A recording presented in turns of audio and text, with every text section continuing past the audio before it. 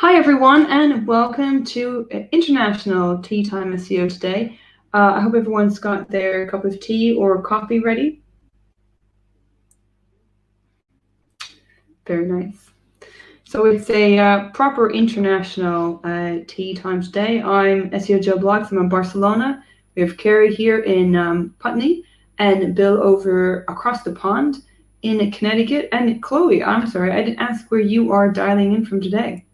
Nottingham, England. So 2 places in the UK, we've got another place mainland Europe and the US. So thank you very much everyone for joining us today. We have Chloe Fair and Bill Hunt, and I mentioned Kerry and I are from Authoritas. We've just got a brand new website, so do have a check out of that. Been working very hard behind the scenes. You can go to that authoritas.com. So Chloe and Bill will be sharing all the different tips and insights. Unfortunately, Matt is sick today, so he's not able to join us, but he will be adding and contributing to the guide. If you have any questions for Bill or Chloe, please drop them in the chat, and we will be answering them at the end of the show. So without further ado, I'm going to pass over to Chloe and Bill. Thank you very much. Fab, yes. So yeah, thanks for having me. My name's Chloe. I've got just over 6 years of experience in international SEO. I started my experience working in Munich in Germany for an international bus company, and kind of really saw a lot of market entry, rolling out of domains, and got really stuck into a lot of the kind of good and practical stuff that I now do as well on kind of a daily basis. So I now work for Impression, a UK-based digital marketing agency where I'm on the SEO team there, and I'm kind of heading up our international approach at Impression. So I get to work with a lot of clients and prospects to help them grow internationally, and kind of responsible for the training of the team as well. And I have a particular interest in differentiating search landscape in different markets. So I'm going to try and keep today to 5 minutes and not go off on too many tangents. And I've been Bill Hunt. I've been in search marketing and global digital for quite a number of years. I work currently at Back-Asmuth Consulting. I speak around the world back in the old days when we used to be able to travel and go to different markets. I co-wrote Search Engine Marketing Inc. when I was at IBM with actually my boss at the time.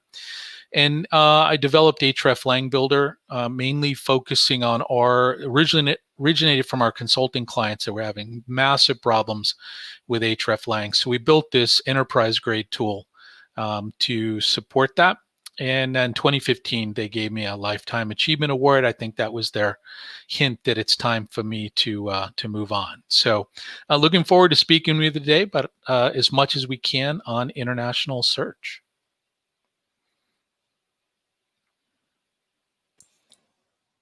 Great. Yes, so I'm going to start off by talking through, I guess a beginner's guide to international SEO. So there will obviously be a guide after this as well. So that this will hopefully kind of be a nice little entry level talk into that. So I'm going to run through some definitions and buzzwords, some things that whether you're really, really familiar with international SEO, like Bill is, for example, then might be a bit lost on you, but it should hopefully give you just a bit of a nice introduction to some of the keywords and the definitions and things that we hear a lot.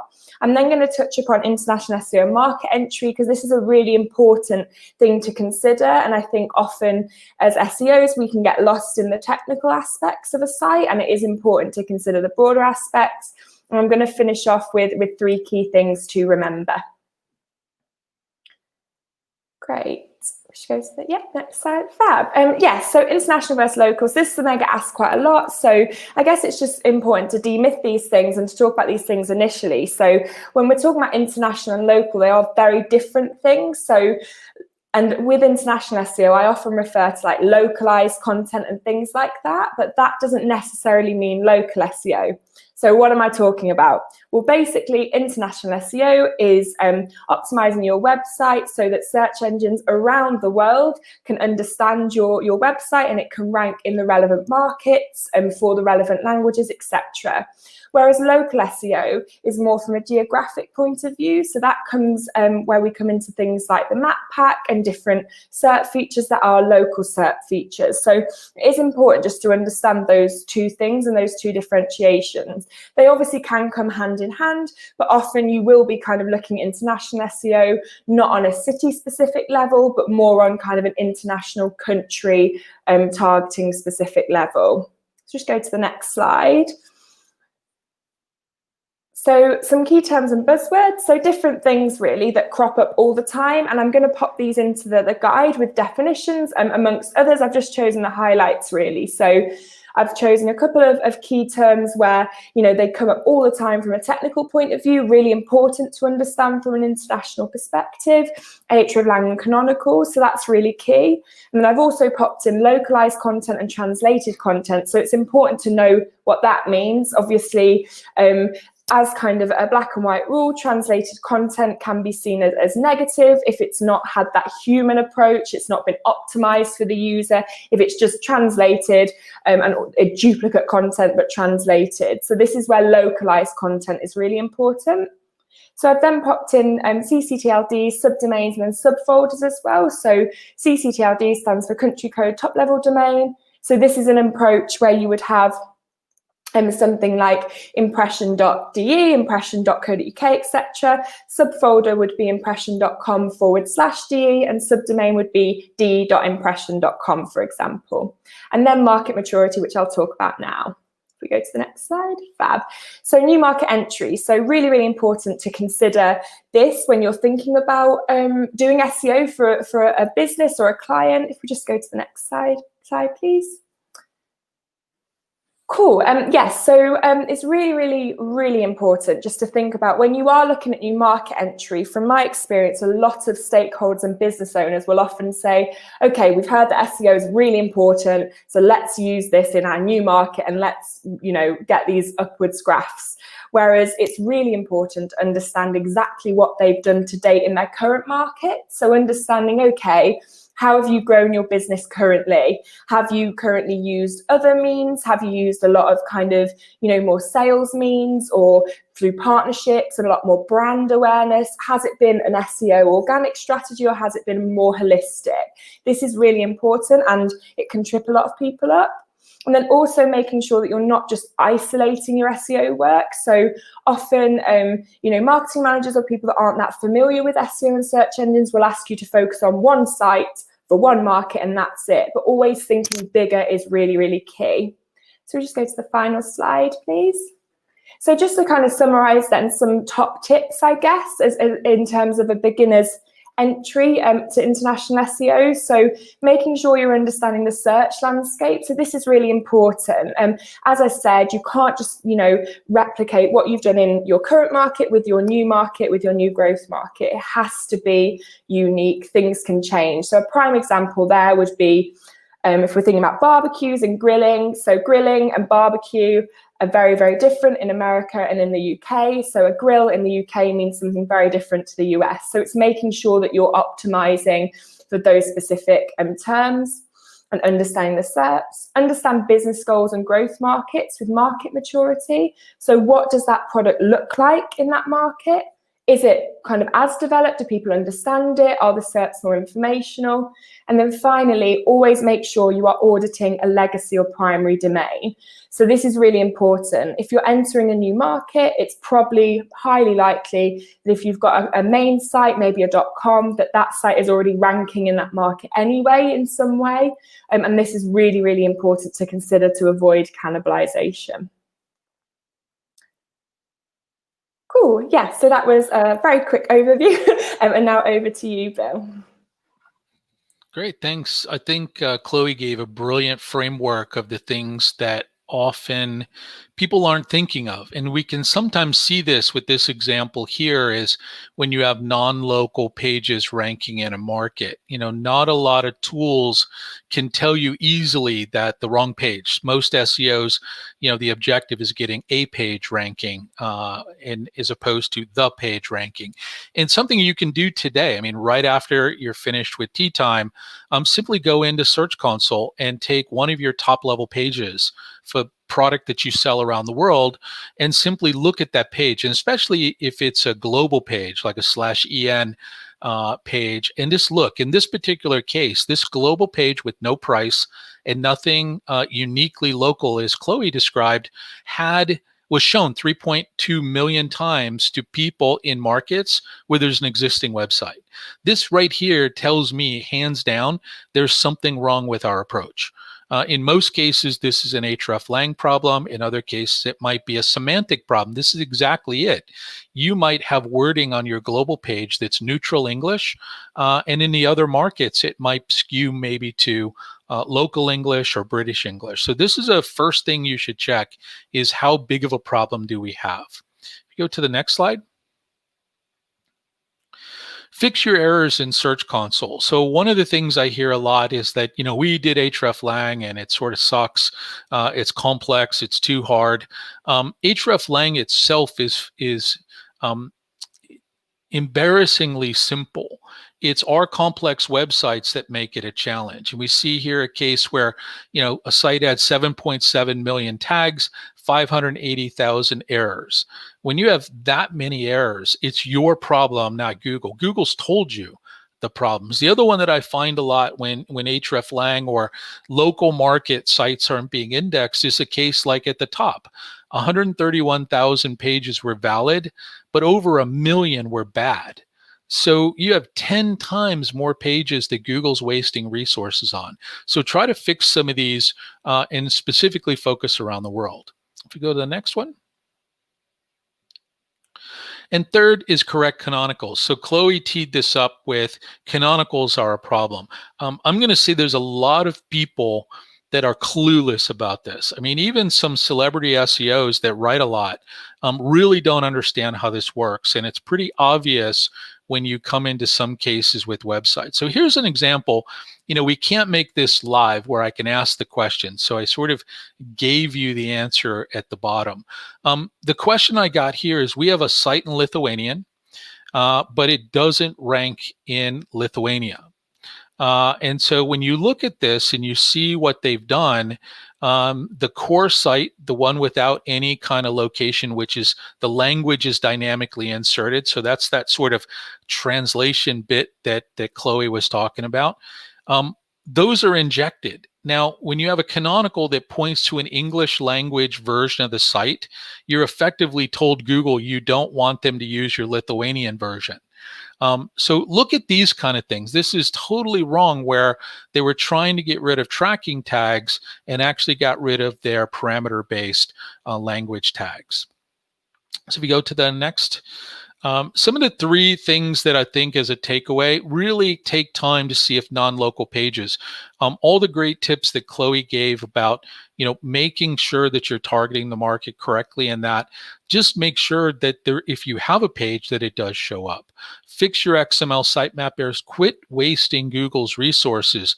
Try to get those key pages in, and then make sure your canonical tags are set correctly, especially if you have parameterized or dynamically inserted localized content.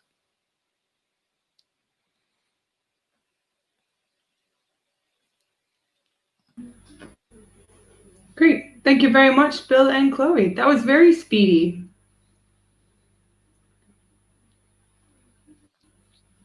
Plenty of time for questions now. Yes, we do. So I think we've got some, so I'll pass over to Kerry to ask some questions. Great, thank you. So the first question we have, I'll ask Chloe, can you answer this, please? What tools or methods would you recommend when making an extensive research on how a product or content can perform and be perceived in international markets? So yeah, it's a good question.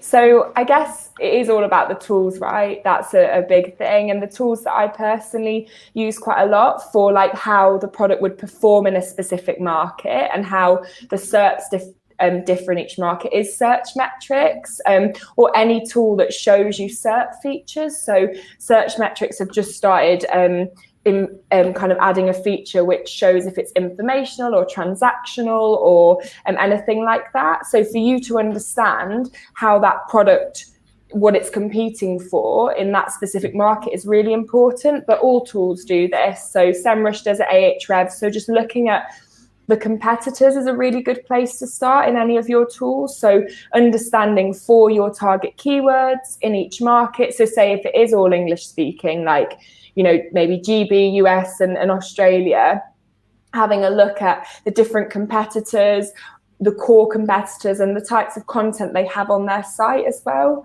Because it might be that you need to educate that market before you start ranking for your product pages if it's not as mature. Great, thank you. That was really useful. Bill, what happens if you have 10 times the amount of excluded URLs as included URLs in Google Search Console? Will your site not rank?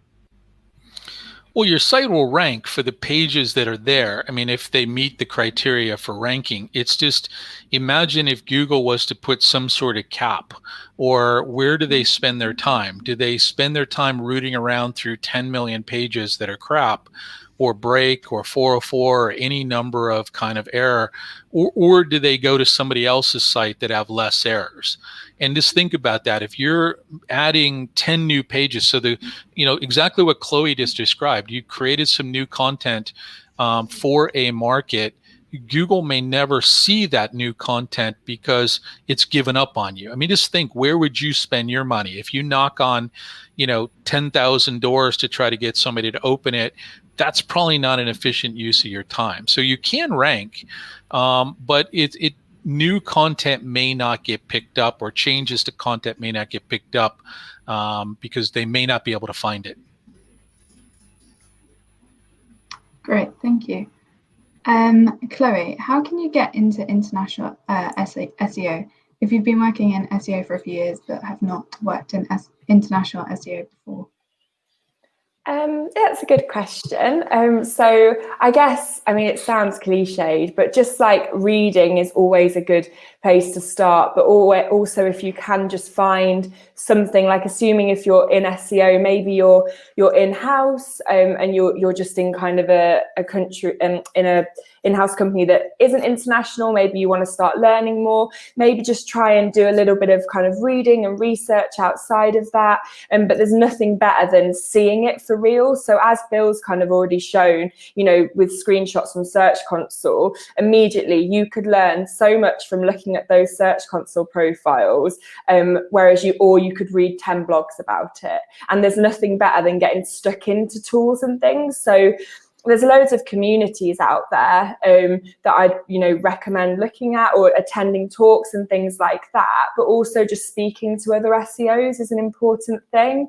It's really important as well, just kind of a final point, I think, is just making sure that you're staying true to your original SEO knowledge. That's really important, and just branching out a bit. So don't just try and override everything you know, but making sure that you have the foundations nailed first. There's no point trying to understand international SEO if you're not confident in your kind of current SEO knowledge and approach. Can I jump in real quick? Yeah, please do. Yeah, so I think Chloe nailed it. In international SEO, it's SEO. What complicates things is the language difference, the infrastructure difference. So if you look at the typical points of failure, number one, it's IP detection, things going wrong. It's infrastructure things. So Chloe mentioned Cctlds, folders, trying to get that organized correctly. So I think you need a little more experience typically on technical side, not technical SEO, but how web servers work, how IP and load balancing works. And then the linguistic side of things. How are you populating local language content into your site? And I think if you focus on those things, you can start with cross English language markets, then venture out into something else. But It's exactly the same thing for any other SEO, except these things that we do on our systems that actually cause the problems that create the challenges in international SEO. Mm-hmm. Yeah, That's absolutely. really good advice. Thank you, guys. And one final question for Bill. How easy is it to fix those hreflang errors? If it's so easy, why do people get it so wrong? Is that Joe's question? Because she knows that I have a perfect answer for this. Because people are idiots and people are lazy. I mean, that's the honest answer. I mean, I deal with this every day. The number one point of failure is just not having A match to B, because you'll have something like product 14 in the UK and it's product 97493 in Australia, and there's no way to match them up. And that's sort of the key problem. Or as Chloe was describing, look at American Express, do a view source, and on their homepage, they have 22 different ways that they reference their homepage. I mean, that's the craziness I was talking about that shouldn't happen. It is easy to fix if you can do three things. Get your codes correct. LATAM is not a code. LA means Laos, not Latin America. So get those correct. And then match pages, at least match it across the English language markets or Spanish markets. And that's where things break, is because you have a site typically that it's almost impossible to match things. That's one of the things that we tried to fix in hreflang builder, is find ways to figure out that A equals B and D and G and F. And so figure out those mappings on one or two markets, deploy them, and you'll see a magical improvement on your hreflang. Great, thank you. Those are all the questions we have today, and I'll hand back over to Joe. Yeah, thank you very much, and thank you, Bill and Chloe. And just on the hreflang, obviously your company back Azimith, I'm sorry I didn't pronounce that correctly. You won an award for your hreflang XML site builder. So would that help people? Absolutely. It's it won the best global SEO software award. Yeah, I mean, what we've tried to do is simplify things with it. We've tried to understand mapping rules in import rules. Those errors, back to the question somebody asked about errors.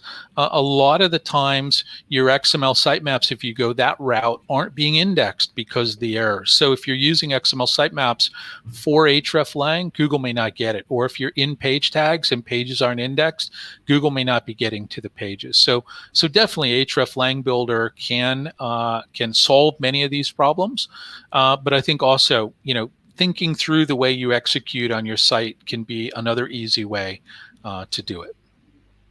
Okay, great. Thank you very much. And if everyone's enjoyed the video as much as myself and Carrie, give us a nice little like down below. And we will be having a follow-up with the Ultimate International SEO Guide later on. But for now, I just want to say a big thank you to Chloe and Bill.